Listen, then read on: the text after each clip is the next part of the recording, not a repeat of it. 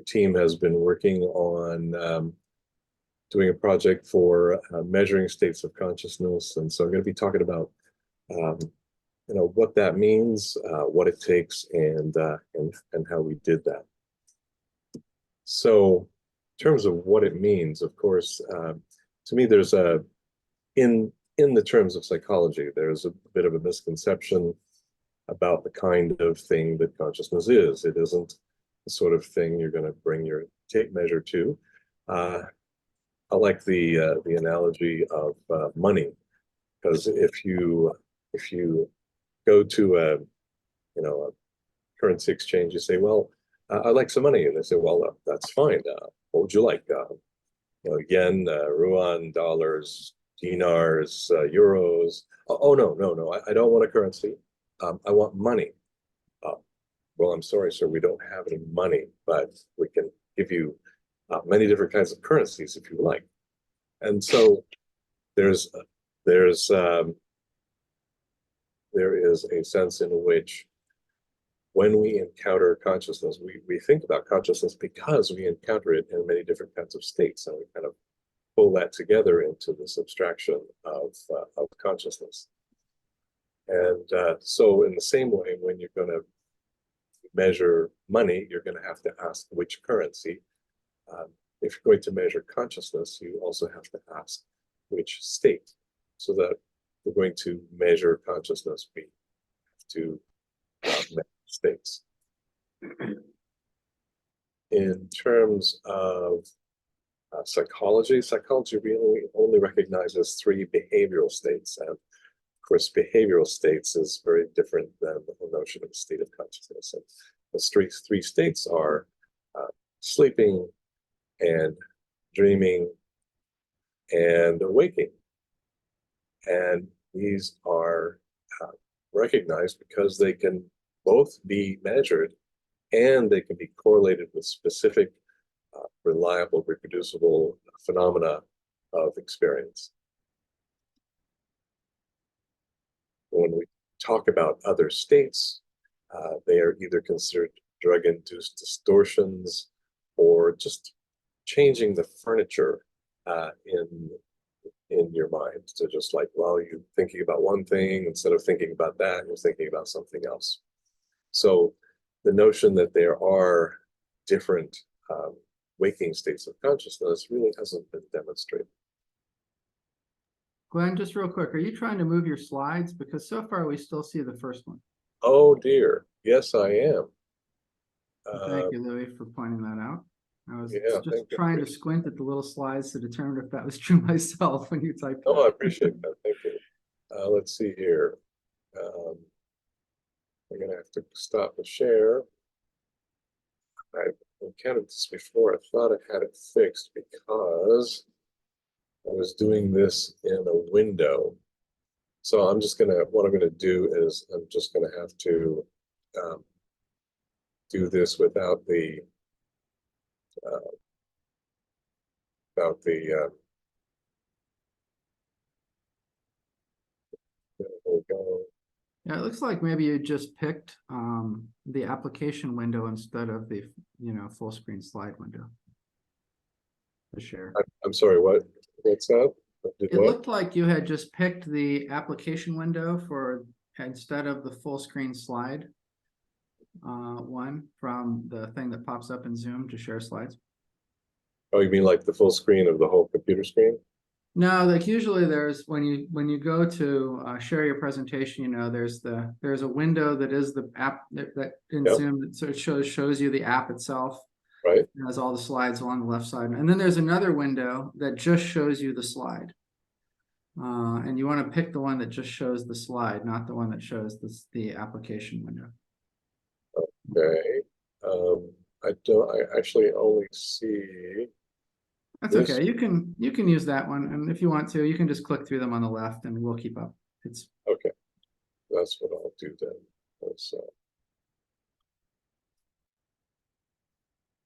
All right. So yeah. So these were the slides here.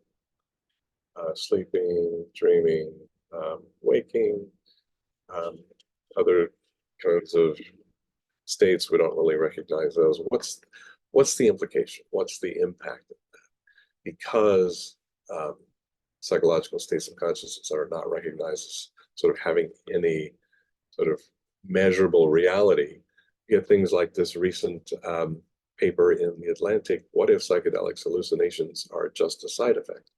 Some neuroscientists now believe that the drug's mental health benefits don't come from tripping. Well, of course, that's nothing new, because that's the basic denial of the fact that consciousness, that states of consciousness play any role.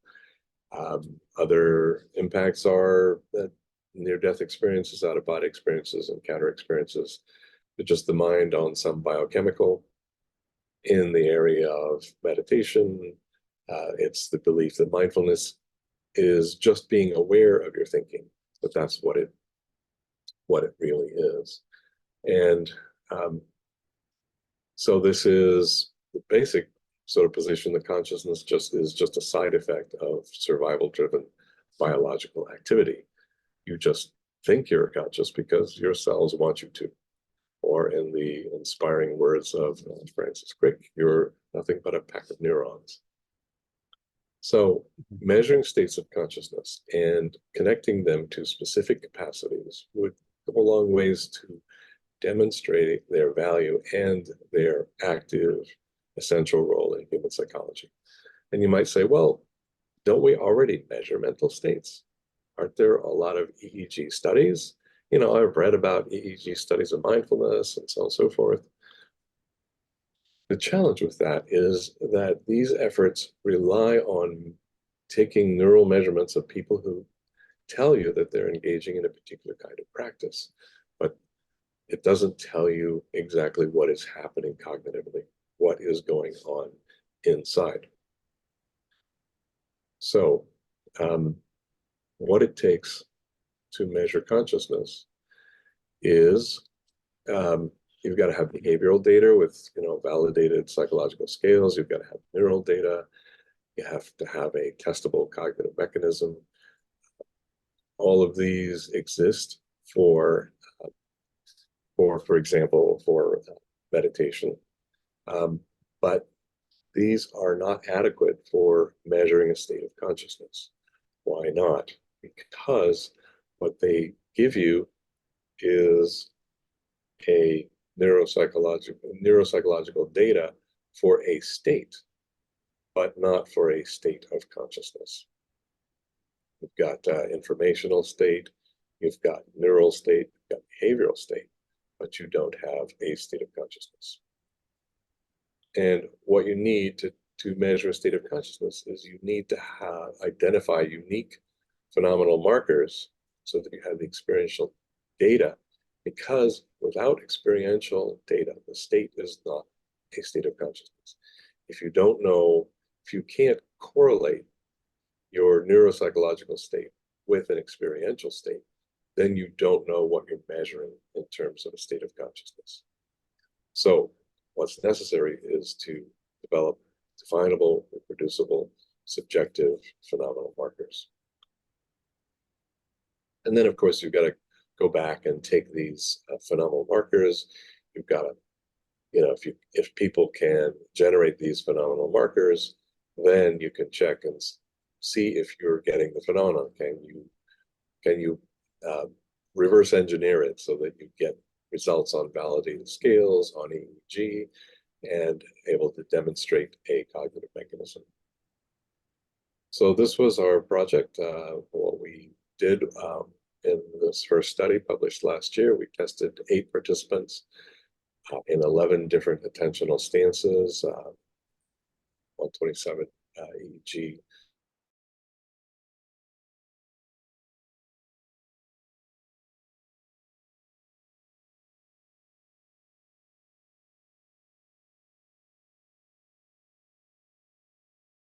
process, concentrate on one thing, you ignore everything else. And in conventional terms, what is general, if you ask where is your attention, people are going to describe it in terms of what is my attention pointed at.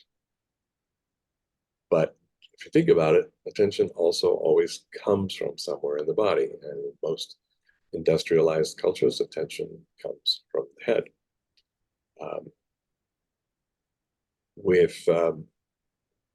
With the attentional stances, what we're looking at is not where it's pointed at, but actually looking at shifts in where it comes from in the body.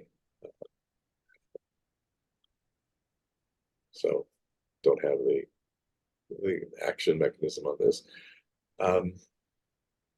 And what our results showed was that each of these attentional stances was associated with a unique pattern of cortical activity in at least one frequency band.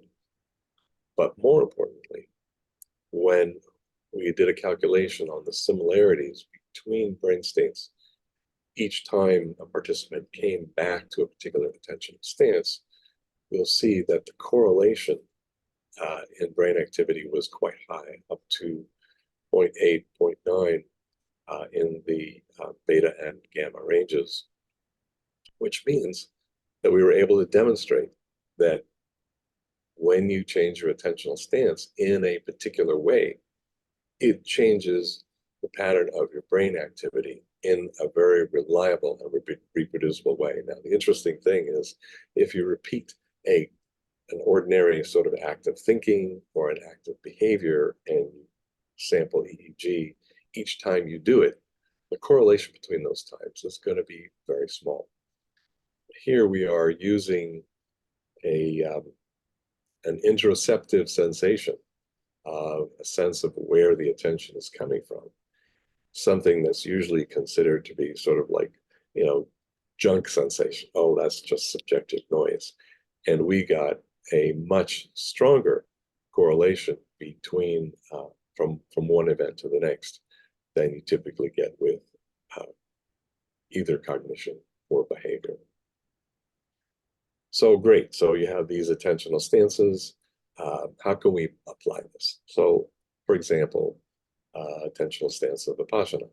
How can we know which one that is? Well, we go to traditional descriptions of the state. It's associated with strong positive emotions, with kind of diffused attention, whereas it's not a focused attention, it's more wide in its scope, and it's associated with a location in the belly.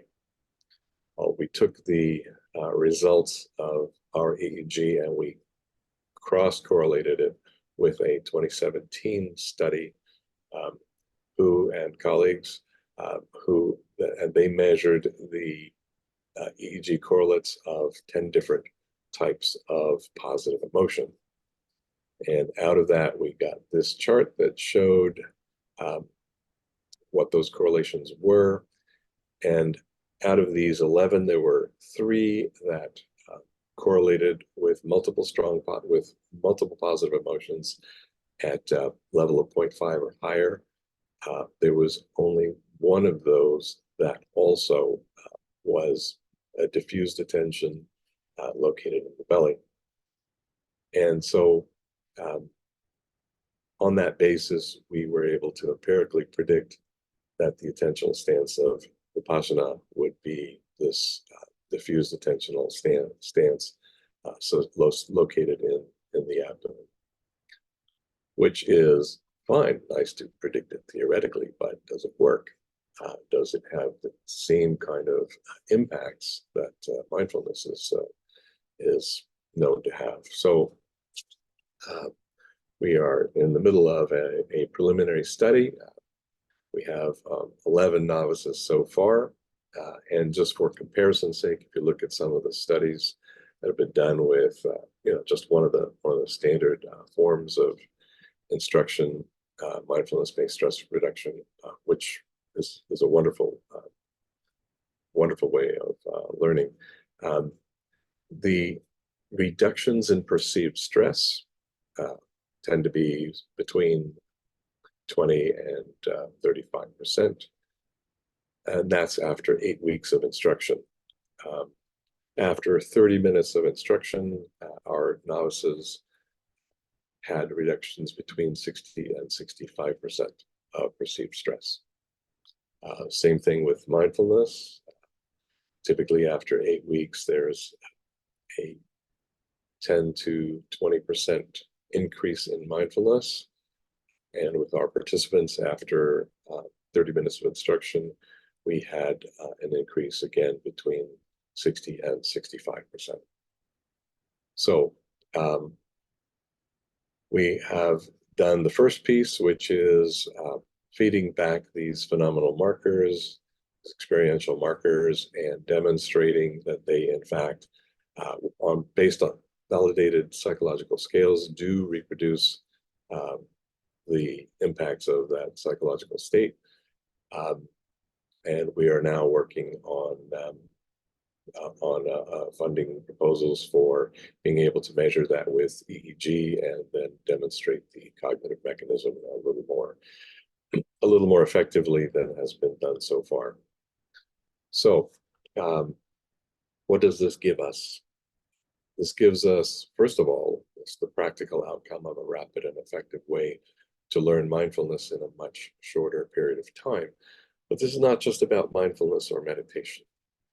This is a proof of concept for self-regulation of states of consciousness in a much more direct way than has been developed so far. It also demonstrates the role of the body's felt sense in cognition, taking these parts of experience that are peripheral to the ordinary narrative self, but very important to the functioning of states of consciousness. It also is a practical demonstration of measuring states of consciousness other than sleeping and dreaming and waking. And in this way, it opens really very large new areas for practical research for controlling for states of consciousness and going back to all kinds of experiments, psychological experiments, and being able to control for state of consciousness. So yes, we can measure states of consciousness. We can demonstrate that they are an actual functioning phenomenon that is crucial to cognitive skills. And in my mind, this really changes things because it gives us access to being able to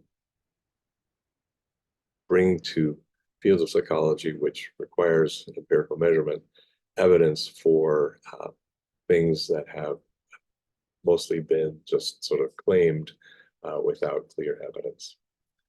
So we do have just a few minutes left. If anybody has questions, I will open the chat here to see if there's any questions here. Jeffrey, how do you want to do this here?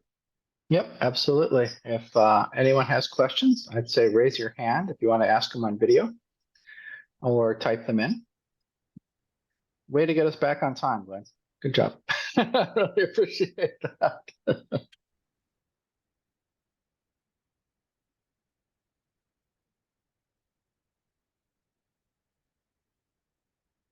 Can you hear me now?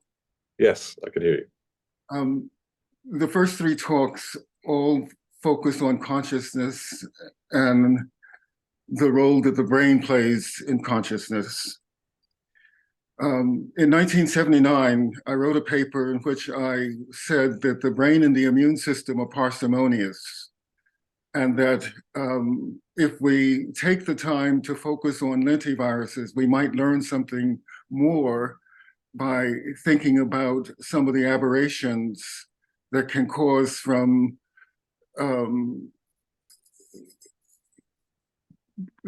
different kinds of things that can happen. HIV and AIDS, of course, was the perfect example. Sure. But I'm looking at right now the evolution of common sense and how craziness and stupidity and things can occur. I'm interested in the prions and Kuru and mad cow disease and their roles and what they do for consciousness, or the failures in consciousness and mindfulness to take your vipassana. I'm just wondering, are we limiting ourselves by looking at the brain and not thinking more broadly about consciousness being something far more interesting? If we just take the example of the immune system and what we might learn from it. For example, the pandemic has taught us a lot about stress. Stress activates the Epstein-Barr virus, which causes mutations. Those mutations, it appears to me, can give rise to a possible alternative cosmology, a genetic code that may be different from the Watson-Crick genetic code. This is what autoimmunity is all about, and that can give rise to lupus and rheumatoid arthritis and a whole bunch of other conditions that affect consciousness in a big, broader way. So do we not want to think more broadly about consciousness? That's my question. Yeah,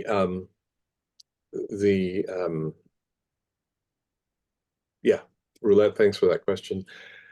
I think it's exactly right in terms of moving us beyond the brain. The brain, of course, is a very important, very interesting organism. I kind of like to think about the whole body as the brain, that the mind is the product of the entire organism. And that, of course, we start with brain because that's where measurements are being done now. And I think it's important to speak the language of the day, but at the same time be able to move from there into the more complex job of measuring many more systems simultaneously. I just saw a paper the other day that was looking at synchrony between individuals, interpersonal biological synchrony, and it was measuring 3 different variables at the same time, which I think is an exciting direction. I mean, we have, Candace Pert's work in his paper, her 1998 paper, that was really talking about all the different parts of the organism that can demonstrably, that demonstrably participate in mental activity. So yes, and I think there's, again, as we develop the ability to measure states of consciousness, then we can start to look at different parts of the physiology that may participate in that. Thank you. Alan, Leslie, how are you? Not hearing you. Can you unmute yourself? Yeah, I've unmuted myself. Thank you. As you know, I was lurking in the background when you started this work, Yes. somewhere around 1917 or 18, and know the folks at the Smith Kettlewell Institute, where I think you must still be working, judging from your subjects. But I just want to compliment you on carrying this forward in many different dimensions and doing such complex work. When we started, again, I was lurking in the background. We were looking at some very simple dimensions, and my hat's off to you for developing this into such a rich yield. That's about all I have to say, except that I also honor the very clear logic you approached the whole thing from. So thank you very much. Well, thank you. Yeah, and I just want to acknowledge the other members of my team, Laura Alikova and Christopher Tyler, people who are much smarter than I am, which is always good to find for a research team. Junan. Let's do just one more question. Yeah, I just would like to know, I think it was fascinating presentation. Have you looked at the link between resting breathing rate and mental state? No, we have not. There are so many questions. Every time you get evidence for an answer to one question, you get 12 more questions that pop up. There are many dimensions, and thank you for mentioning that one. Certainly, that's an important one. But again, that goes back to Roulette's point. It's like, yes, there are many physiological systems that participate, and a lot of work to be done to really measure how they participate and demonstrate that. And for me, this is not about, oh, we have to, prove these things so that, psychology will pat us on the head. This is because there are so many people who come to psychology for help. Some of them get it, many people do not. If you're kind of a person who lives in the narrative self, great, that can be helpful. But the success rate in psychotherapy is about 40%. And it's like if I called up a plumber and said, listen, I got a leak, and he says, well, we got about a 40% chance of fixing that for you. It'll be $400. It's like, yeah, no, thank you. I think I'll go to Home Depot. It's like, we have to do better. Yeah. We have to do better. To me, the importance of doing this research, doing this work, is so that we can develop the things that, sort of in holistic circles, there are many things that do work, but don't get spread because we don't yet have evidence for them. Mhm. So to me, this is about how do we do a better job for helping people heal. Yeah. Why I said it because I've noticed that people who are like anxious or have they're going through emotional turmoil, it affects their breathing rates and their state of mind. It's usually it's difficult to hyperventilate and be calm at the same time. Good point. Thank you, Jinan. Okay, my time is up. I'm going to hand it back to Jeffrey. Thank you so much. Thank you so much. Thank you so much, Glenn.